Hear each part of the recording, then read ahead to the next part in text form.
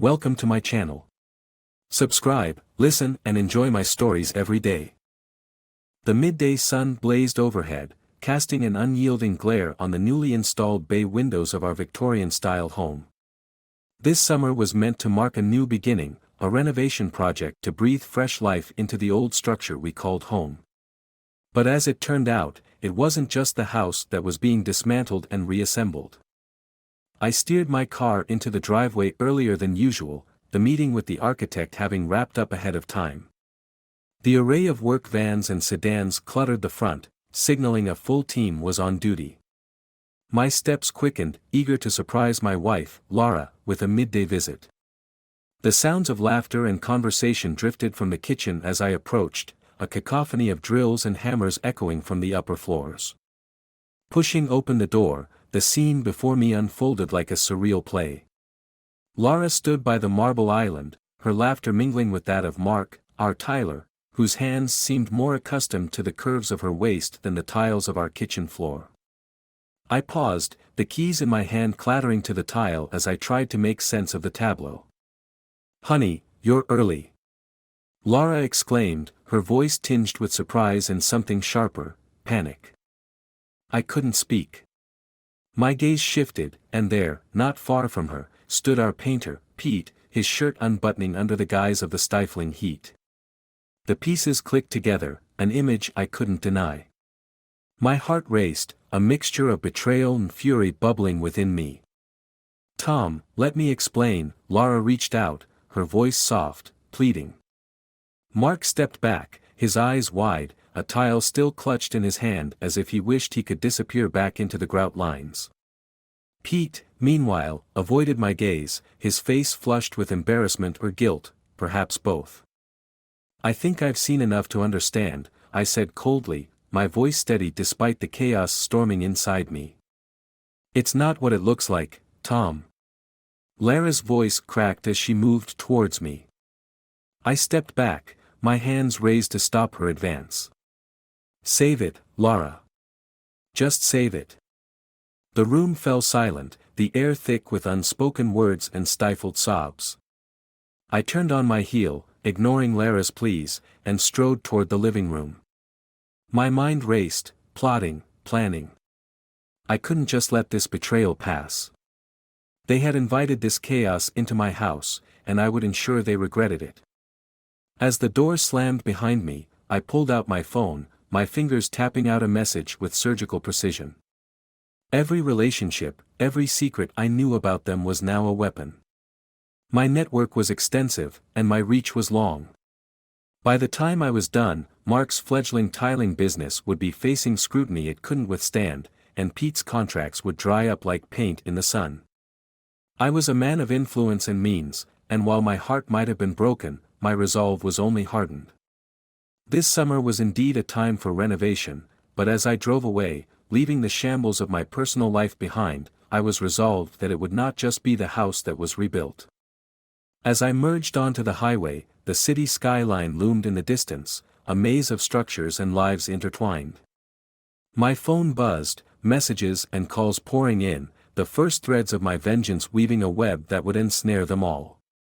The house would be restored, my pride would be avenged, and Laura, she would become a mere memory, a cautionary tale whispered in the circles we once shared.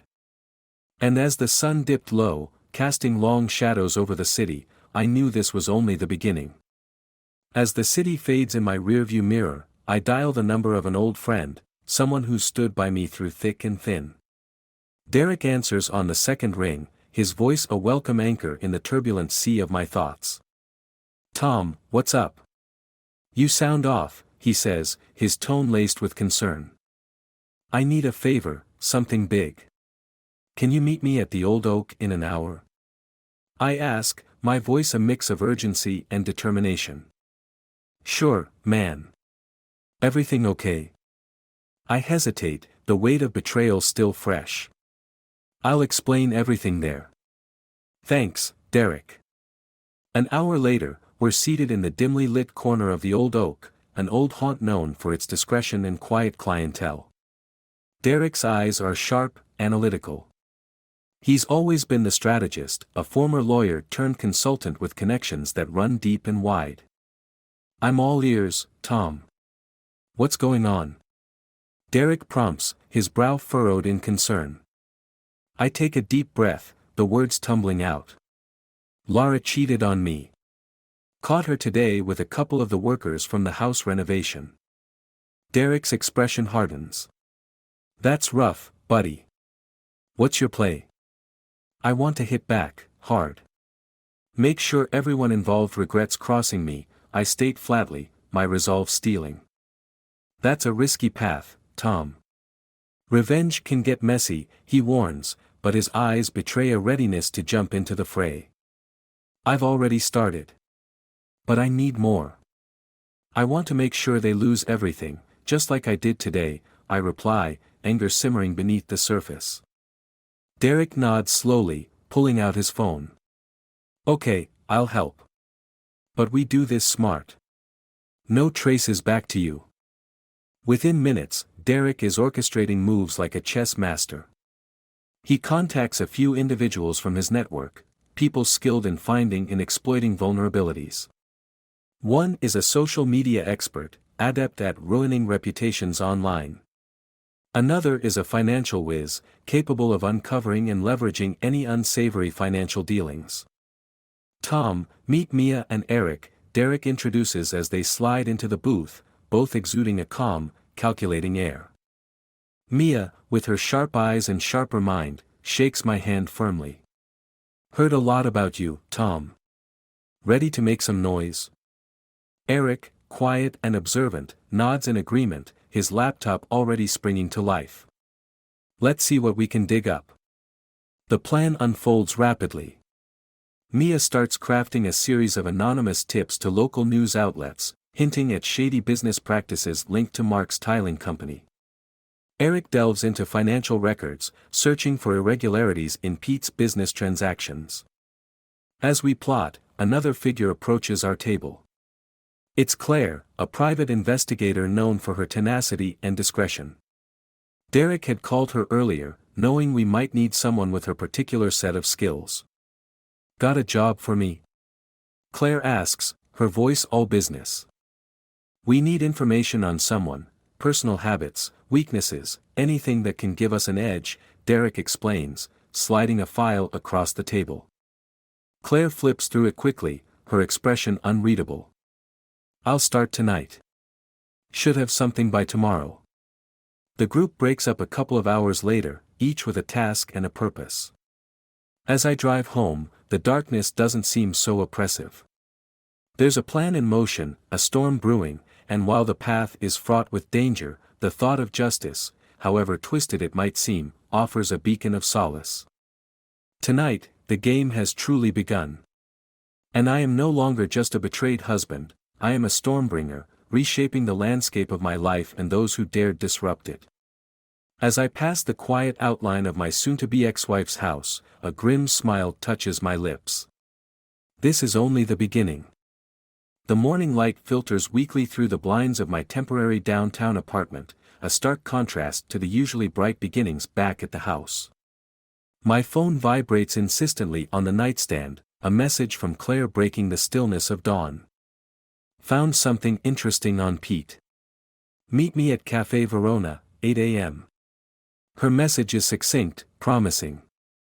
I throw on a dark jacket and head out, the city still quiet, its streets just beginning to stir with the early rush. Cafe Verona is a small, nondescript place on the edge of the financial district, chosen for its privacy rather than its coffee.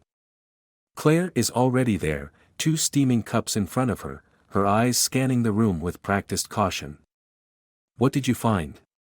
I ask, sliding into the booth across from her. She pushes a folder towards me, filled with photographs and documents. Pete's been living a double life. Not just a painter. He's involved in some less-than-legal side businesses. Think this could help? I skim through the documents, my mind racing. Perfect. How solid is this info? Solid enough to make a splash. Just make sure your hands stay clean, she advises, her tone serious. Nodding, I take out my phone to message Derek, forwarding him the details. Within minutes, he replies. Got it. I'll handle it from here. Expect some fireworks. As I leave the cafe, my phone buzzes again, this time with a call from Mia. You need to see this, she says without preamble.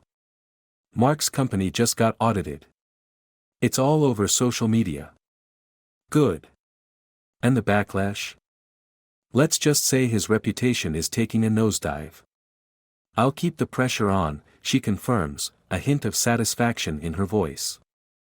I spend the rest of the day in a blur of calls and messages, orchestrating moves and countermoves.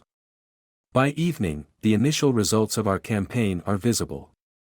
Online forums and local news sites are abuzz with stories of corrupt business practices and personal scandals linked to both Mark and Pete.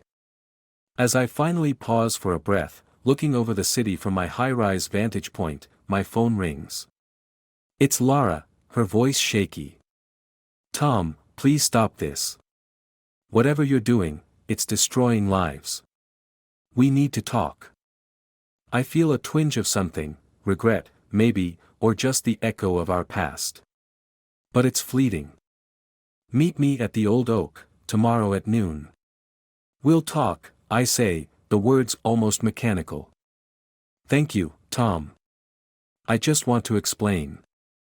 I cut the call short, the old pain rearing its head again. Tomorrow, I will face her, but tonight, I revel in the small victories, each move bringing a sense of regained control.